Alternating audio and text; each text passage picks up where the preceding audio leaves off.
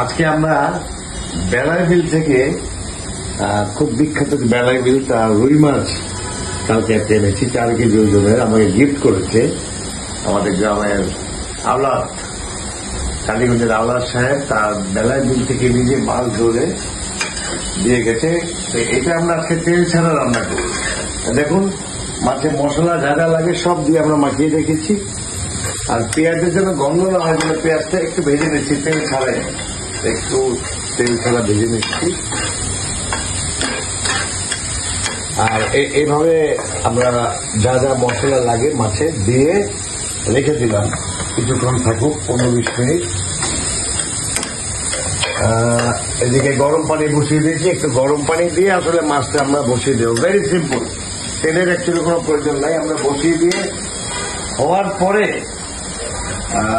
এই যে পেঁয়াজটা একটু ভেজে নিচ্ছি যাতে মাছের পেঁয়াজের গন্ধটা না আসে।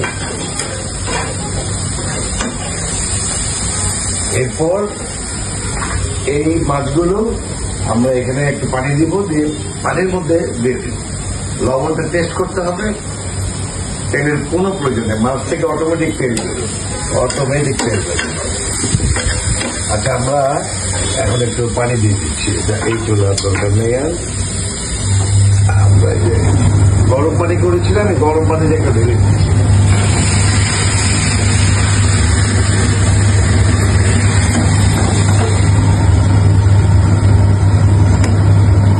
ইতিমধ্যে পেঁয়াজের কালার কিছুটা লালচে হয়েছে, আরেকটু হলে ভালো হতো। যাই হোক, এখন আমরা এই মাছগুলো দিয়ে দিচ্ছি। মশলা যা যা লাগে তাই মাখিয়ে দিতে হবে। এটা আমরা ঢেলে দিই, এটা এক ধরনের বয়েল বলতে পারে। আমরা পানি দিয়ে মশলাটা ধুয়ে দিই যাতে মশলা সবটুকু আসে।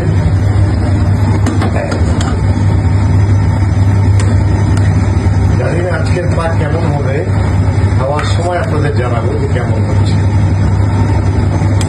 আমরা মাছগুলো পেঁয়াজের সঙ্গে একটু ভেজে গরম পানি দিয়ে বসিয়ে দিয়েছি, এখন থেকে দিচ্ছি।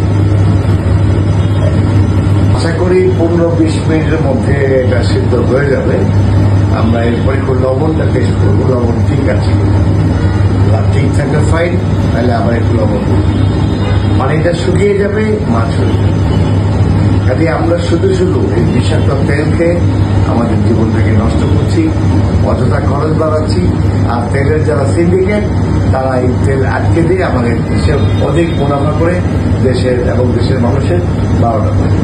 আমাদের মাছ প্রায় শুকিয়ে গেছে।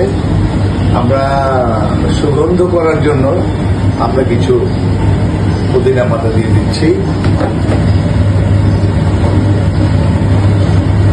এটা দেখতেও সুন্দর লাগবে এবং খেতে আরো সুন্দর হবে। আর কিছু কাঁচামরিচ এইভাবে কেটে আমরা দিতে পারি, আরো বেশি মজাদার করার।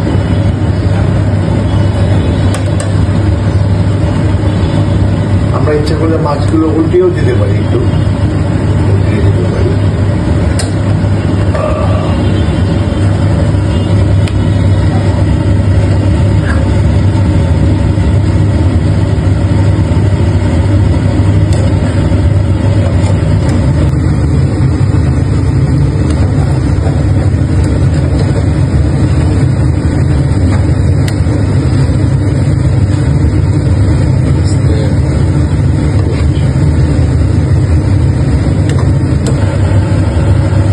লবণটা টেস্ট করছি।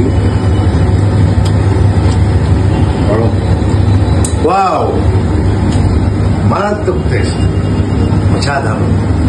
হলুদ একটু বেশি দিয়ে ফেললাম কিনা বুঝতে পারছি না। হলুদের জন্য একটু কেমন যেন লাগছে, হলুদ একটু কমিয়ে দিলে ভালো হয়। মাছের মধ্যে হলুদ কম দিলে। পুদিনা পাতা দেওয়াতে অসাধারণ একটা সুগন্ধি বেরোচ্ছে এবং একটা অসাধারণ, দেখেন ঘোড়াটা, চেহারাটাও খুব চমৎকার হয়েছে। আমরা এই কিছুক্ষণের মধ্যে উঠিয়ে ফেলবো।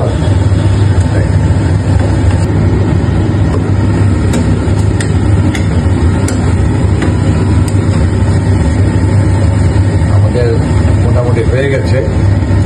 আমরা